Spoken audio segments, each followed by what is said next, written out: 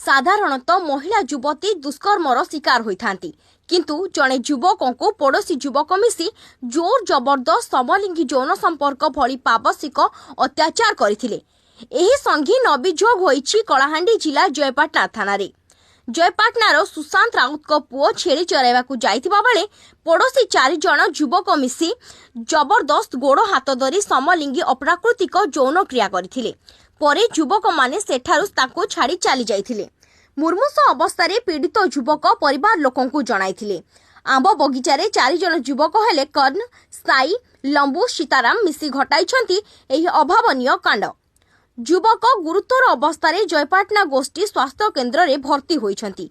ए संपर्क रे पीड़ित युवकंक बापा थाना रे अभियोग करछंती। पिला के छेल चोरे नीतिला आर आंबो बिचारे पिला माने कर्ण आर तो मोरगला सीताराम, लंबू आर साई कर 4टा पिला कर्ण 4टा पिला तार माने करटा पिला के रेप कर दिछंती लड़ा द्वारा।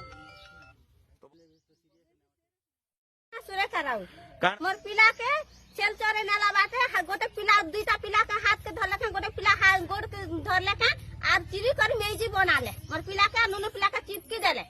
मोर पिला एटा खूब सीरियस गला के मके कहउते काली लगुन मोर पिला घोष नहीं रे के द्वारे के एटा माने कर्ण, लंबू आर सीताराम आर पिला न केना साईराम 3 गो पिला ए दासे जे गोटे नहीं दला रागिया बोल लोग नहीं बुझ रे क्या करमु गरीब लोग बोली करी।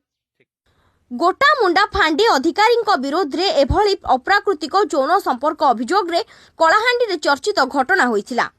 एही घटना को गुरुत्व दे तदंत आरंभ करी दोषी विरोध रे दृढ़ कार्यानुष्ठान ग्रहण करबा पई सूचना दैछ कलाहांडी कुरुक्षेत्र राउत को रिपोर्ट J4 न्यूज।